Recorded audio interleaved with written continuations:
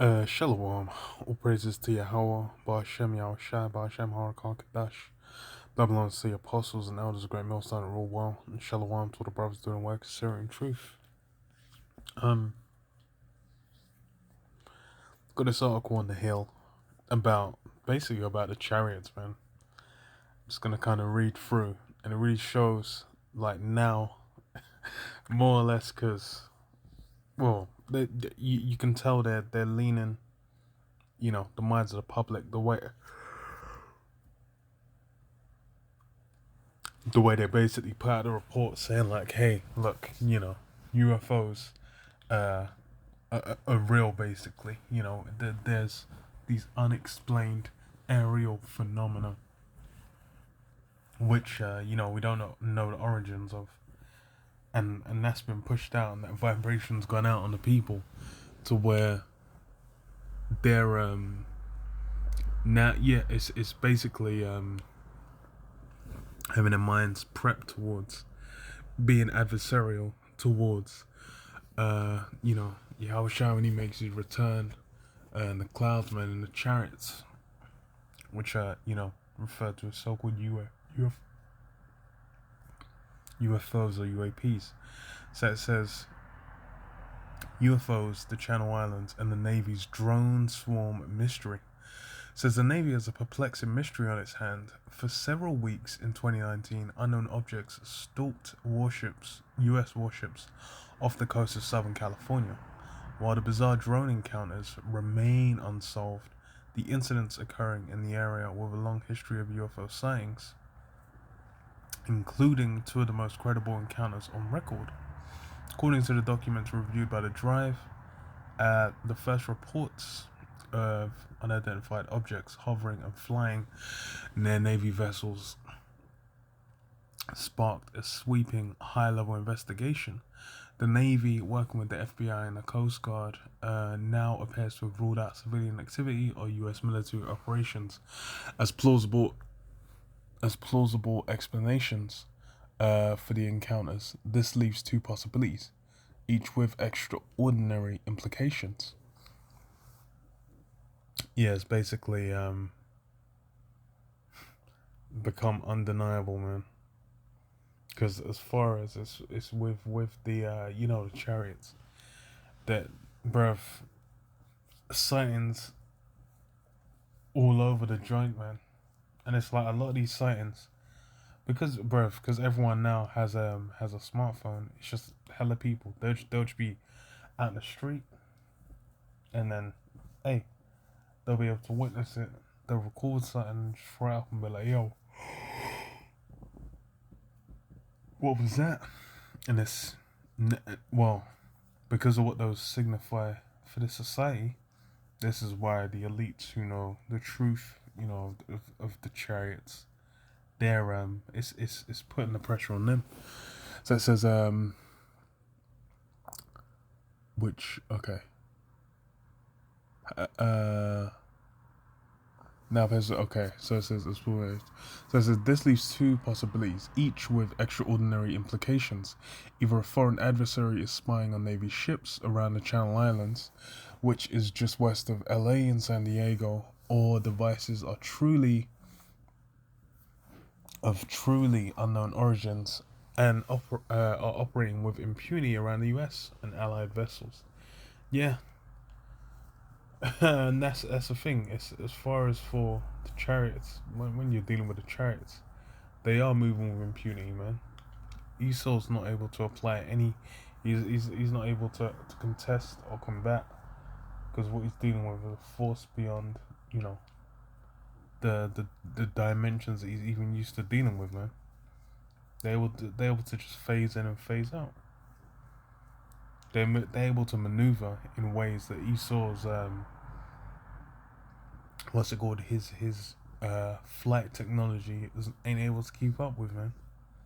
They'll just be, hey, accelerating, decelerating, banking, turning, swerving, whichever way, and, hey, just moving, as it says in what is it, Ezekiel 1, wherever living creature went, the wheel went as well. Because why? They just, hey, zip zapping, man. moving around. It says, moreover, such a brazen and technically complex intelligence operation amounts to an enormous gamble for a hostile nation. Yeah, I was gonna say as well. It's like them, you saying like, oh, these could be foreign, you know, foreign agents come to, get a look at the U.S. Military vehicles. That can then be used, as a justification for certain conflicts or getting into certain areas, because they'll just be able to say, oh well, it wasn't actually a UFO. It was just it was a spy a drone or something to that effect, to then try and justify going to war. Because as far as you can see, between these nations, World War III is being roused, man. Especially with between Russia and the US, you've had that constant tension building, and Putin's really. Because I believe they had another phone call as well, where I think what's his name, Putin. Well, apparently they were meant to have left it amicably, but then afterwards, they're making moves where it was just like it's still there, and hey, it's something that's gonna be roused through the spirit as well, because it's in a Obadiah. All those that are Confederate are gonna turn on America.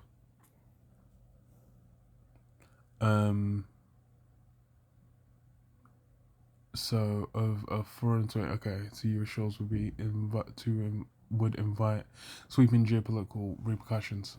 Importantly, if the UFO that stalked the Navy warship, no, if the UFOs that stalked the Navy warships were part of an adversarial intelligence collection effort, the object's operators made little effort to conceal their presence.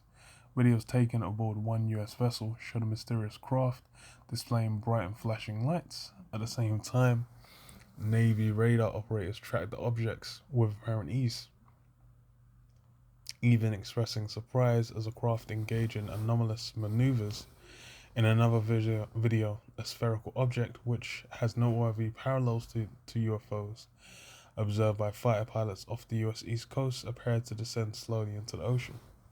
So yeah, the way they're maneuvering, and they even said like, oh, it was easy to detect, and that was surprising, because whether you can detect or not detect it, how they're maneuvering, whether the lights are on, whether the lights are off, these things are controlled.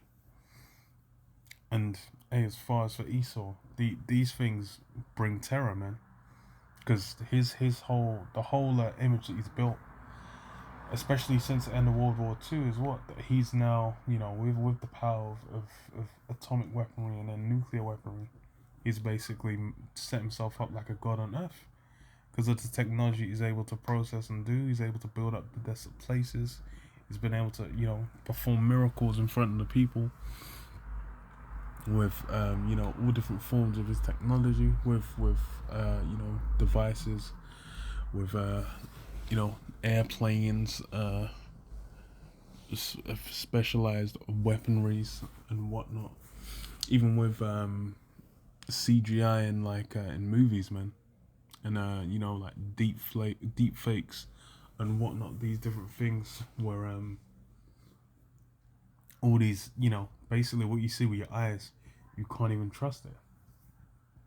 These things are what Esau's progressed and developed and pushed out there, and people are marveling like, yo, who's like onto the beast? It says what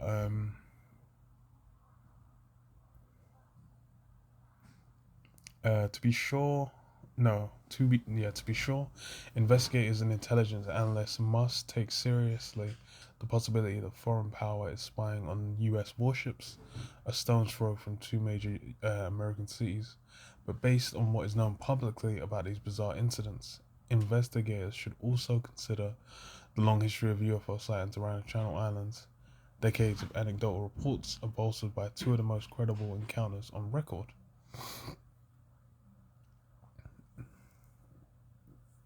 Yeah, and these things are basically bringing fear to Esau, man, to his elites. They're Esau's prepping for war. He's gonna go to war. Like I mentioned in Revelation about Satan standing up with his angels, and then Michael basically standing up to fight against them. Hey, he's gonna go to war, and what that that terror, because as far as for Esau, all this technology is meant to put him on a level where he doesn't have to fear. He's the one who's out there inflicting the fear. But hey, the spirit of Yahweh Shem Yahshua basically reversed that swiftly.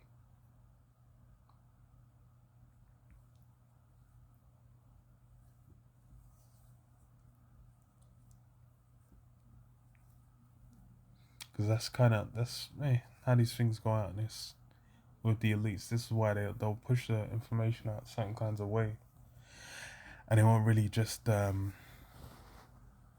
bring out the fullness of it at once. Because people bug out, man. They have out like, oh, well, actually, these guys can come and do whatever they desire, and as much as you think you everyone people in the West, they ain't thinking when they go to sleep that, oh, I might not wake up in the morning. I could wake up with someone holding the fucking barrel of a gun in front of my face or some shit. They're at ease, man, and all that peace is based on Esau meant to be having unlocked all the secrets of secrets of the universe, man. But in reality, it's not that simple, and when they're gonna have to face hey, the truth that hey, you've basically been at the mercy of Yahweh Hashem Yahushua Hashem Harakakadash this whole time, man. Those that have made it, they'll make it to at a time of trouble. Those that make it through, those that make it to see the missiles and get roasted. Hey, there's all kinds of different destinies for people, man. And the Lord's basically having them there. And hey, the chariots, this is what their sign of. Zechariah 5:2, it says, and he said unto me, what seest thou? And I answered, I see a flying roll. The length thereof is 20 cubits, and the breadth thereof 10 cubits. Then said he unto me, this is the curse that goeth forth over the face of the whole earth. For everyone that stealeth shall be cut off as on this side according to it, and everyone that sweareth shall be cut off as on that side according to it. Yeah, it's a curse. It's a curse that's going through, and it's a curse of basically bringing to mind the the reality of Esau's demise, man. How this place is going to come to an end. Because hey, they're displaying levels of power. The chariots are displaying levels of power beyond anything Esau's got here, which is why he's looking to try and compete. But the technology's been gifted with is for an express purpose, man.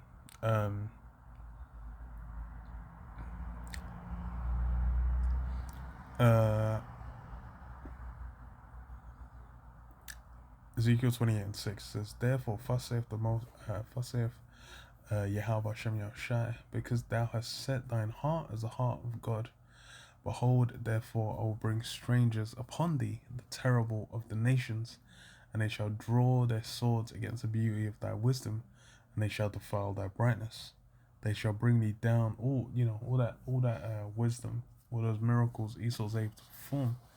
They're gonna mean nothing when it comes to this mass scale conflict where heavy levels of destruction are going to go down in America. And this is something that Esau's elites are pushing out, that they push out hella movies about it, hella TV shows. They push that vibration out heavily about a dystopian future, the complete collapse of the current American system, and what they desire to do beyond it, man. Like you got with Handmaid's Tale, where they have the pyramid with a capstone, where normally the capstone's floating off because it's incomplete, But in what Handmaid's Tale, they have it down because hey, it's been completed, that new world order, as they desire it. But hey, this is basically gonna be uh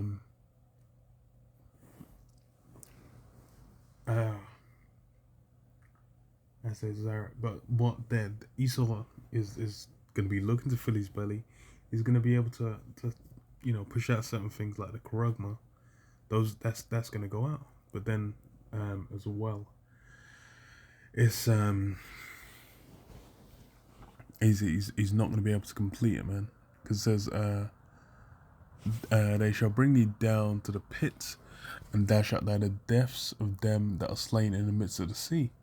Wilt thou yet say before him that slayeth thee, I am God, but thou shalt be a man and no God in the hand of him that slayeth thee. Yeah, and this is reality of what's gonna go down, man. That's how order's gonna be instated, because it's gonna come down to raw power, man. The Lord basically saying like, yo, your time's done. All that's come to an end. You've hit the bounds.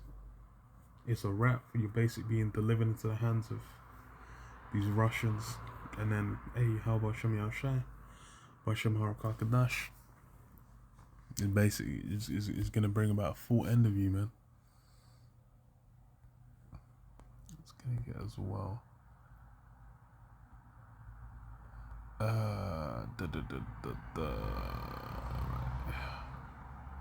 What's that? 6, I think.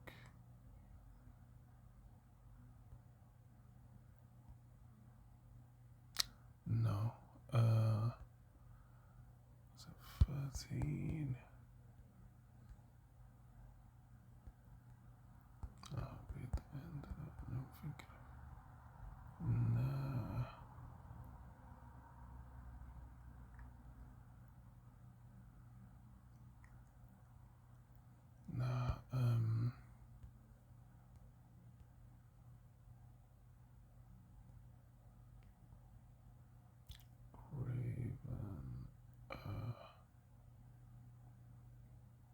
Oh, it's at the start. Okay. Cool. I was mixing up another one. Crowns.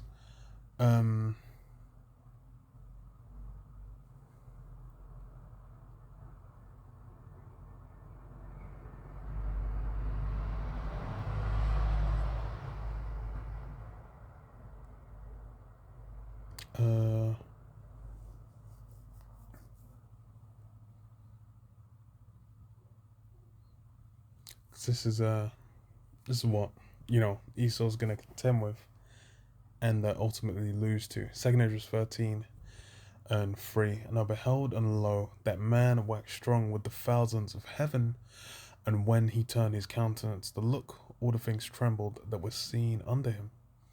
And whensoever the voice went out of his mouth, all they burned heard his voice, like as the earth faileth when it feeleth the fire.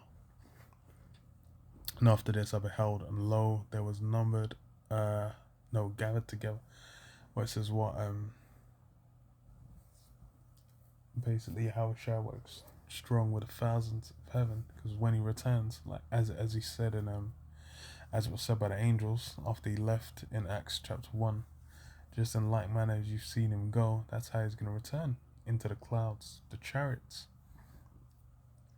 So he's gonna come back with an innumerable number of chariots, and then what? Bring an end to Esau, man. It says what? Well, it says when his voice went out, they all burned that heard it. That's some lasers, basically, gonna be zip zapping, just like. And these are things that Esau's shown through his media, because it pushes out a hell of a lot through that. And after this I beheld, and lo, there was gathered together a multitude of men out of number from the four winds of heaven to subdue the man that came out to sea. Yeah, and that's what's going to be done. All these nations are basically going to be trying to come together to combat Yahushua. And that's why they've pushed out that narrative. They pushed out the vibration of what? The alien invasion. You had decades of basically just alien invasion movies where, all humanity comes together. Then they just suplex them and headlock them away. Or they, or turns out, what was it? Was it District 9 I'm thinking of? What I was saying, to like having District 9, yeah, I think that's the one. Where they were meant to have, they had the chariots coming in. Aliens came out and then they were like, oh, and they put them in slavery. Put them in camps in like Nigeria. Ah, fucking hell. But, Esau's trying to manifest it through pushing out the vibration of all these different films. This is what, but I beheld, and lo, he had graved himself a great mountain, and flew up upon it, and I would have seen the region or place whereat the hill was graven, and I could not. And after this I beheld, and lo, they were gathered together to subdue him, and was sore afraid, and yet durst fight. That's the fear. That's the thing. It's like when these guys, especially these guys in the military, they're thinking that they're at the pinnacle of dealing death on the earth, man. Term from what's the film, man?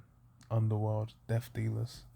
These guys think that Esau thinks he's the death dealer on earth, but hey, he's just a whipping stick. He was given license to do up to a certain limit, certain level of destruction, certain level of degradation of society, and then once he hits that threshold, it's done.